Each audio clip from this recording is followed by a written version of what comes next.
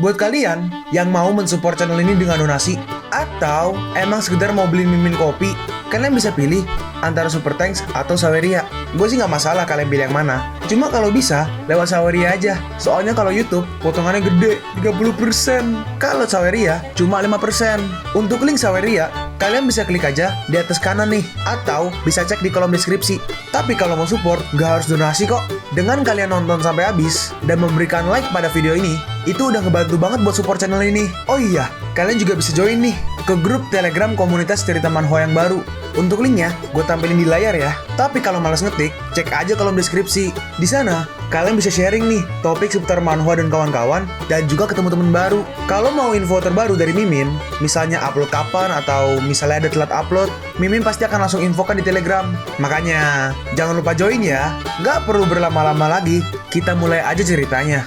Halo guys, Sabik di sini, dan sebelum mulai ceritanya, gue mau ngumumin nih kalau Mimin sekarang ngadain giveaway. Mimin mau giveaway satu buah HP baru saat nanti udah menyentuh 50.000 subscriber. Untuk ikut atau berpartisipasi ada beberapa syaratnya nih, tapi simple banget. Syarat dan ketentuannya kalian bisa lihat nih di Instagram Mimin. Instagram Mimin tuh nih, Mimin tulis nih HP Sabik 12, atau kalian bisa lihat aja nih di link di deskripsi, udah Mimin cantumin di bawah. Di Instagram Mimin itu ada postingan dengan logo cerita manhwa. Nah, di sana kalian bisa lihat tuh syarat dan ketentuannya. Gak susah kok, syaratnya simple banget. Gak pakai ribet, gak pakai susah. 2 menit selesai. Pemenangnya akan Mimin umumin saat udah menyentuh 50.000 subscriber. Tunggu apa lagi? Makanya yuk buruan subscribe biar cepet-cepet giveaway-nya. Nanti bakal ada giveaway terus kok, tenang aja. Oke, segitu aja. Kita lanjut ke ceritanya. Tuan Paler, aku telah membawa jam yang telah digunakan oleh Kaisar Louis. Kau pasti menyukainya. Hah, benda kerajaan? Bawalah kemari, aku ingin melihatnya. Lalu saat si Awam melihatnya, dia seperti terhipnotis tuh. Hah, Tuan Paler, tolong tanda tangani secepatnya. Tapi tiba-tiba Awam berkata nih, berhenti menggangguku. Aku nggak akan menandatanganinya. Ini adalah sesuatu yang digunakan Kaisar. Aku akan menukarnya dengan Bang Tianti.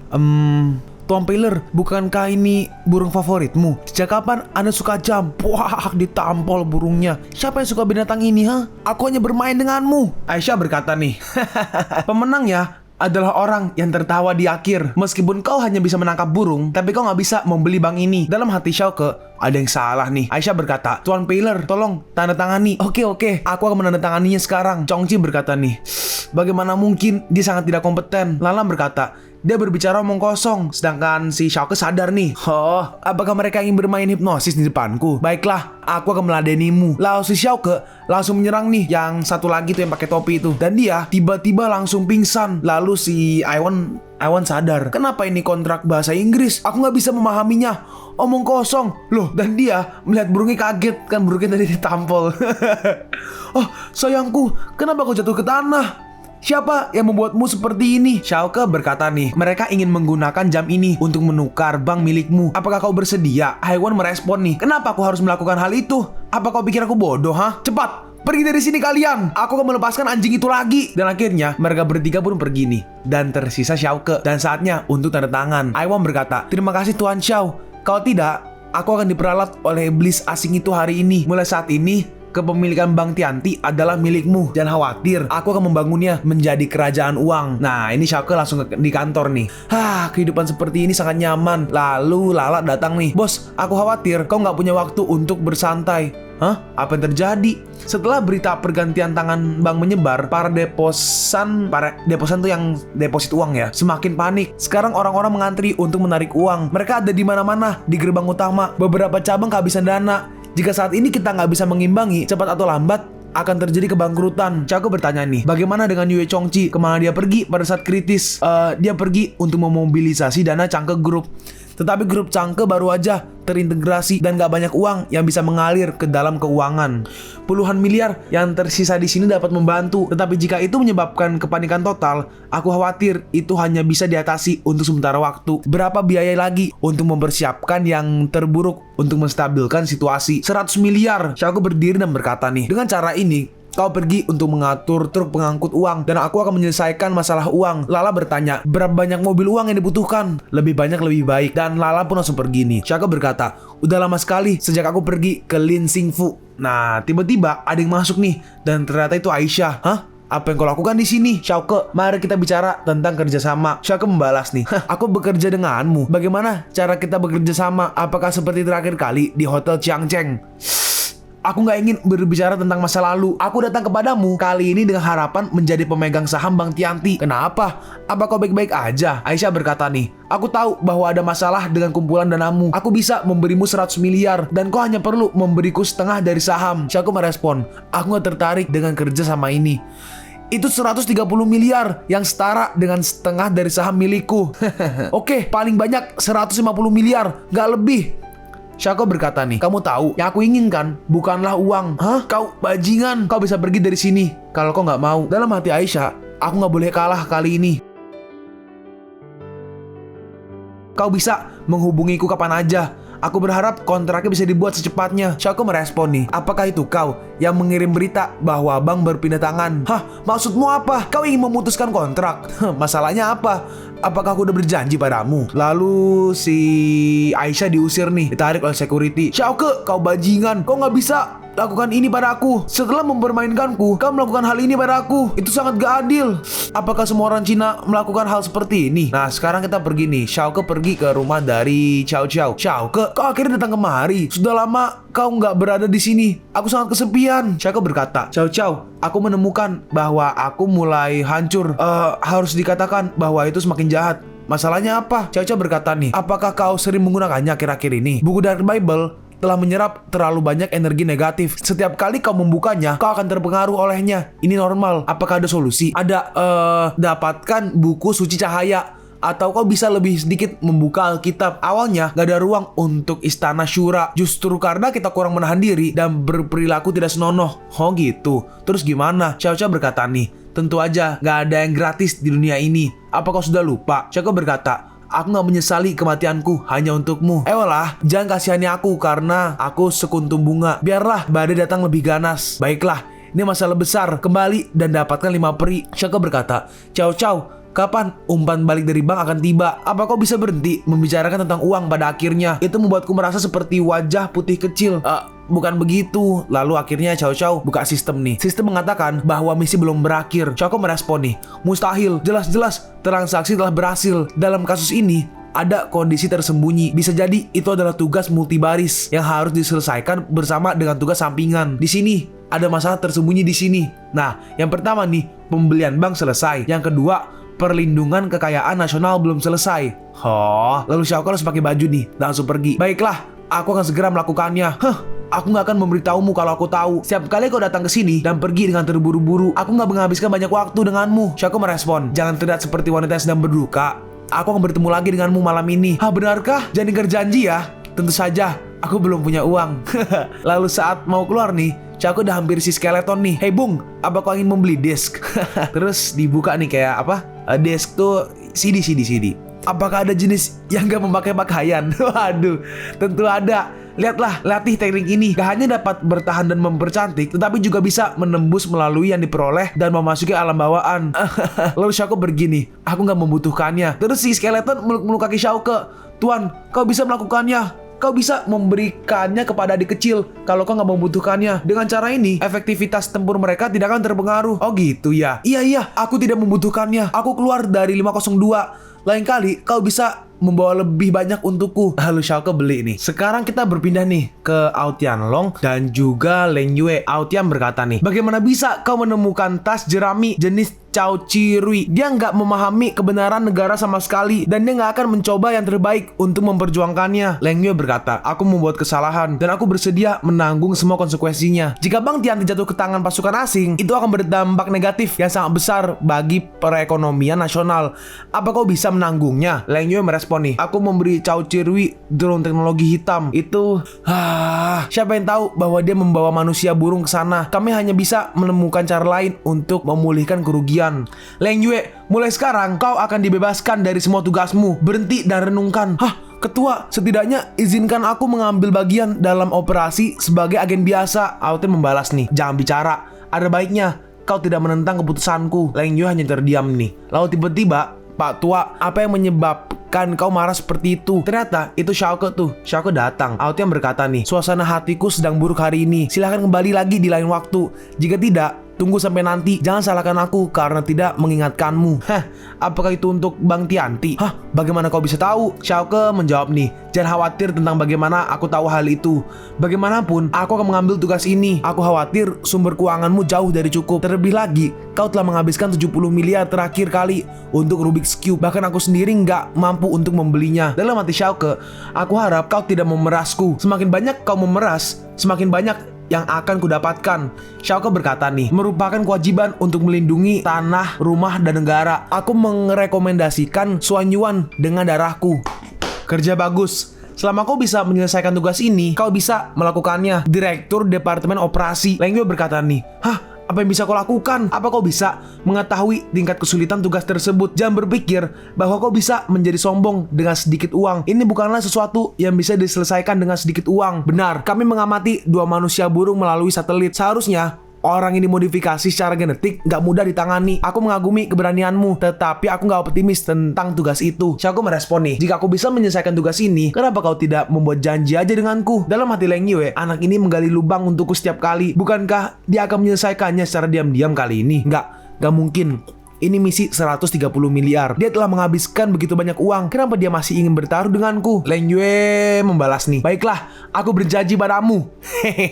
Lalu Xiaoke ngasih kertas yang dipegang tuh, laporkan ke direktur, misi selesai. Altian berkata nih, hah, ini misi tercepat yang pernah ada. Saat dibuka sama Leng Yue, hah, ini benar. Lalu si Altian memeluk Xiaoke nih, saudaraku, kau menakjubkan. Xiaoke merespon nih, harap tenang dan kau harus mempertahankan image-mu sendiri. Altian berkata, Xiaoke menjabat sebagai direktur Departemen Operasi yang bertanggung jawab langsung atas pasukan khusus Leng Yue. Xiaoke berkata, Xiao Leng, kau harus mendengarkanku di masa depan. Xiaoke ditonjok, brengsek, kamu mempermainkanku lagi. Leng Yue, apakah kau tahu aturan? Berani-beraninya kau melakukan itu pada atasanmu. Aduh, perutku sakit sekali. Aku butuh obat. Altian berkata, Xiao Leng, kenapa kau tidak pergi dan memberi obat kepada ketua Xiao? Baik. Mana? Apa itu di sini? Sedikit jauh ke bawah, sedikit lagi. Penipu. Aduh, itu menyakitkan. Baiklah, akan kulakukan. Altian berkata nih, Xiaoke, ini adalah perlengkapan dan kelebihanmu. Ambillah. Nah, kita lihat nih, Xiaoke dikasih pistol, kartu, magazine, dan kayak itu apa tuh? Kayak bom kali ya, nggak tahu deh. Oh, benarkah? Pria menyukai hal ini, terus mau diambil nih sama Leng Yue. Hatiku terbakar. Ting, setelah misi selesai, hadiah ganda dipicu dan saldo Shenhao adalah 260 miliar. Gila.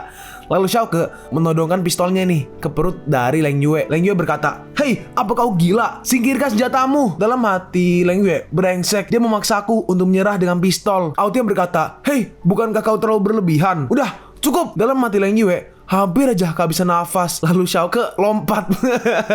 Maaf, aku gak bisa mengontrolnya. Aku gak bisa mengingatnya. Xiaoke, kabur. Aku harus pergi dulu. Sampai jumpa. Altian berkata nih, itu hanyalah pistol. Kenapa dia sangat bersemangat? Lalu Xiaoke keluar nih. Sekarang kita pergi ke Bank Tianti. Di gerbang utama banyak banget nih orang yang sedang demo. Tarik uang, tarik uang. Nah, ini Chongqi keluar nih. Jangan khawatir semuanya, uangnya sudah ditransfer ke masing-masing cabang. Tolong beri kami waktu sebentar lagi. Lalu datang nih si Qirui dan juga Sumina. Qirui berkata, Chongqi, jangan lakukan apapun untuk Xiaoke. Sumina menambahkan, uang Bank Tianti sudah ditransfer ke keluarga Xie. Aku telah mentransfer dana dari Changke Group. Qirui berkata, kau baru aja membeli Bank Tianti dengan harga tinggi. Di mana modal cadangannya? Apa yang telah kau kerjakan dengan susah payah hanya akan menjadi sia-sia. Lalu si Qirui berkata nih, Bank Tianti gak punya uang untukmu, tapi ku dengar mereka masih menyimpan emas di lemari besi mereka. Apa kalian tahu? Kalian tahu kan apa yang harus dilakukan kalau kalian ingin memulihkan kerugian? Ambil lemari besi. Ambil lemari besi. Semuanya tenang. Yang kalian lakukan adalah sebuah kejahatan. Lalu tiba-tiba Xiaoke datang nih dan menembakkan pistolnya ke atas. Kalau kalian bersedia menunggu, aku akan memberinya bunga ganda. Kalau kau gak mau menunggu, aku bisa memintanya untuk makan kacang. Qirui berkata, Xiaoke, menurutmu hal semacam ini berhasil? Kalau kau gak bisa mendapatkan uang hari ini, kau pasti akan bangkrut. Siapa bilang aku gak akan bisa membayarnya? Apa kau bisa mengeluarkannya? Menurutmu berapa harganya? Berapa ratus? Bank milikmu sendiri berutang 40 miliar yuan kepada keluarga Chow. Dalam hati Sumina, 40 miliar? Sumina berkata, jadi kekuatanmu begitu kuat? Itu layak untuk pria yang aku suka. Lalu Xiaoko berkata nih, hanya 40 miliar dan keluarga Chow nggak lebih dari itu. Mendengar itu, Chongqi kaget nih. Cirui berkata, nggak ada lagi. Xiaoko, kau sangat sombong. Kalau kau nggak bisa membayar hari ini, aku akan menghancurkan tempat milikmu. Bagaimana jika aku bisa membayarnya? Kalau kau bisa mendapatkan uangnya, aku akan menginvestasikannya dalam minyak mentah. Xiaoko menjawab nih, oke, deal. Ini uangnya. Lalu datang nih truk uang, mobil uang. Nah, dateng nih truknya nih, gila, kopernya baik banget. Lala berkata nih, bos, 100 miliar uang tunai telah dimobilisasi. Dalam hati Chongqi, hah, 100 miliar? Apakah dia benar-benar membutuhkanku? Kasir pergi ke antrean. Nah, orang sekarang mulai mengantri nih. Widih, rame banget tuh. Seseorang berkata nih, aku akan pergi. Berapa lama antreannya akan bertahan? Seorangnya berkata, aku masih terburu-buru untuk kembali dan membeli sayuran. Seorangnya berkata nih, apakah tingkat bunga ganda masih dihitung? Xiaoko menjawab nih, tentu saja itu penting. Dan nih, dengan tingkat bunga yang tinggi, siapapun yang menarik uang adalah orang bodoh. Mereka kaya akan dana. Lebih baik kita harus menyimpan uang kita di sini. Ayo kita pergi. Dan mereka semua pun langsung pergi nih. Xiaoko, kau beruntung dan aku akan membiarkanmu kali ini. Xiaoko membalas nih, keberuntungan. Aku jelas mengandalkan kekuatanku. Sumina pergi ke Xiaoko nih. Saudara, bagaimana mungkin dia bisa menandingimu? Melihat itu, Cirui kaget. Hei, kenapa kau malah mendekatinya? Terus Sumina ditendang. Dasar penjahat, pergi dari sini. Hei, jangan pergi dulu. Aku suka pria sepertimu. Lalu Xiaoko menutup mobilnya nih. Tuan Chow, ini waktunya untuk menepati janjimu. Cirui merespon nih, meskipun aku membeli minyak mentah, itu nggak akan membuatmu lebih baik. Lalu ditandatangani nih, kontrak kan beli minyak mentah kan. Si Cirui berkata, belikan aku minyak mentah Paosin dari bankmu untuk 40 miliar. Orang itu merespon nih, harga minyak mentah saat ini yang lebih murah dari Coke merupakan peluang terbaik untuk tawar-menawar. Cirui berkata, jika bukan karena kau yang mendesakku, benar-benar gak punya nyali untuk memulai minyak mentah. Sekarang salin bagian bawahnya, berikan dia beberapa target kecil dengan santai. Terima kasih. Wah, Tuan Chow sangat bijak. Xiaoko berkata nih, gak ada celana dalam yang tersisa untuk dibayar. Cirui membalas, anjing gak bisa memutahkan gading. Tunggu sampai kau menampar wajahmu sendiri. Dan akhirnya si Cirui pun pergi nih. Sedangkan Xiaoko semuanya ngeluarin duitnya nih. Gila. Xiaoko berkata, siapkan 2 meja besar untukku di aula dan buat ikan sisa dari makan laut segar. Baik. Nah, terus ini Xiaoko mau ngebuka berangkasnya nih. Ini ada kuncinya. Xiaoko bertanya, kepada siapa aku harus memberikannya? Chongqi berkata nih, aku seorang ratu pekerja dan aku gak pernah gagal di bidang investasi. Kalau kau menyerahkannya padaku, akan kupastikan kau menghasilkan banyak uang. Lala juga melawan nih. Aku dikenal sebagai Kuan Yin 1000 tangan di sektor keuangan. Aku gak pernah dikalahkan. Beri aku lemari besi dan aku akan memberimu gunung emas. Kalian semua luar biasa yang membuatku sulit untuk memilih. Oke, agar adil, batu gunting kertas. Batu gunting kertas. Nah, kita lihat nih, yang menang tuh Lala, itu jadi hijau tuh.